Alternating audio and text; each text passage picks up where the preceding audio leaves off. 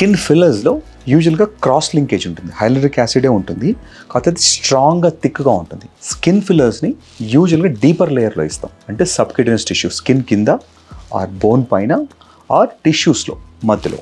So depth ఎక్కువ ఉంటుంది, penetration ఎక్కువ ఉంటుంది. సో హైడ్రేషన్ కోసం వాడే స్కిన్ బూస్టర్స్ అది క్రాస్ లింకేజ్ లేకుండా ఉంటుంది, థిక్గా క్రాస్ లింకేజ్ ఉండి ఎక్కువ రోజులు ఉండడానికి. స్కిన్ ఫిల్లర్స్ యూజువల్గా 1 year ప్లస్, కొన్నిసార్లు కొన్ని ఫిల్లర్స్ 2 years వరకు కూడా ఉంటాయి. సో లాంగ్ స్టాండింగ్ ఉంటుంది, ప్లస్ డీపర్ లేయర్లో అది ఫేషియల్ స్ట్రక్చర్ని ఆల్టర్ చేయడానికి కానీ లేదంటే వాల్యూమ్ ఇంక్రీజ్ చేయడం కోసం కానీ మనం స్కిన్ ఫిల్లర్స్ను వాడతాం.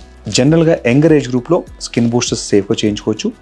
ఎనీవన్ అబోవ్ 25 or 30 years వాళ్ళకి స్కిన్ ఫిల్లర్స్ కూడా సేఫ్.